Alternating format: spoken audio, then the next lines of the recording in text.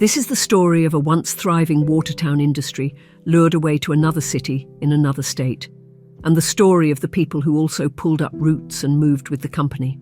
In today's economic climate, it is not unusual for industry to move from one state to another to take advantage of tax breaks and cheaper labour costs. While most people think of it as something happening in modern times, this is not a new concept in business.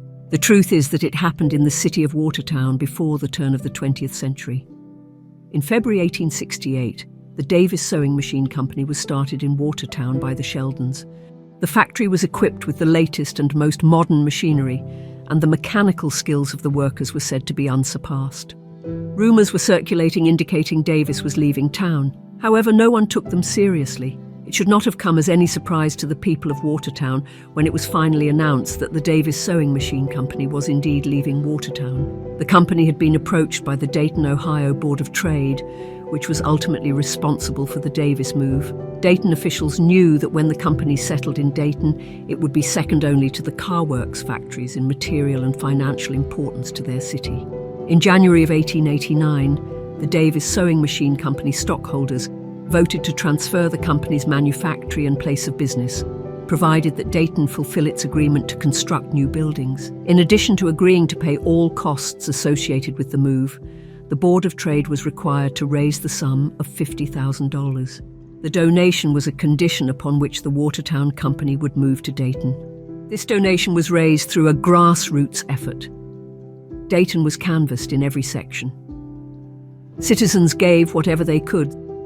In Dayton, George Huffman took charge of the company. He was a young man whose family owned real estate in East Dayton. The land was developed for the factory and for the settlement of about 50 Watertown families. 5.5 acres of land was secured for the location of the company's plant on Huffman Avenue. The closing of the Watertown factory presented problems for the men who had worked in the factory. Most had families, owned homes, and had a long history with the area. Would they be willing to pull up stakes and move to Dayton, Ohio? Many of them did. On January 13, 1890, about 80 residents boarded the train for Dayton. Arrangements were made for them to leave Watertown on the 10:20 a.m. train. They gathered long before departure time and were surrounded by crowds of people that came to see them off. The company furnished the tickets for the employees and their families and paid for the freight on their household goods.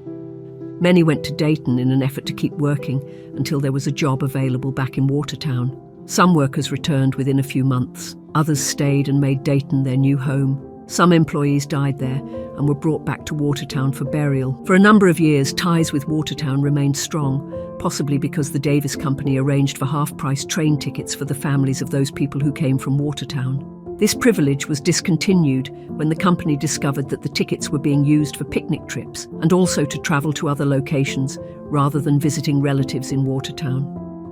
The Davis Sewing Machine Company operated under this name until 1924, but as early as 1892, the manufacturing of bicycles was added to the production. Histories from the Dayton Daily News indicated that the bicycle manufacturing was so successful that the production of sewing machines was gradually phased out. The Huffman Manufacturing Company was formed as a sales outlet for Davis Sewing Machine Company service parts. In 1924, the Davis Company's assets were liquidated. At that time, the company employed 1,800 workers. The Huffman Manufacturing Company became the holding company of the Davis Sewing Machine Company, and only the drop forge and foundry departments were kept in operation.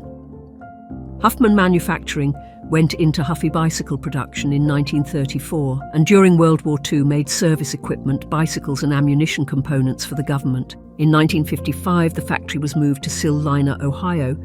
The general offices were left in Dayton. However, in 1999, the Huffy bicycle factory closed and moved to Mexico in an effort to cut production costs. Many people commented that it was a sign of the times. However, for students of history, it was just another case of history repeating itself.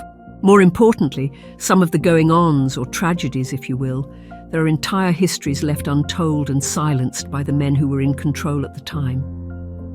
While all of this is a good lesson in history, I boarded that train from Watertown, New York, to the new factory in Dayton, Ohio. What I witnessed after that has never been talked about. Those events will never leave my mind. The silence has been maintained on those events for all of these years, but I promise you, That is about to change.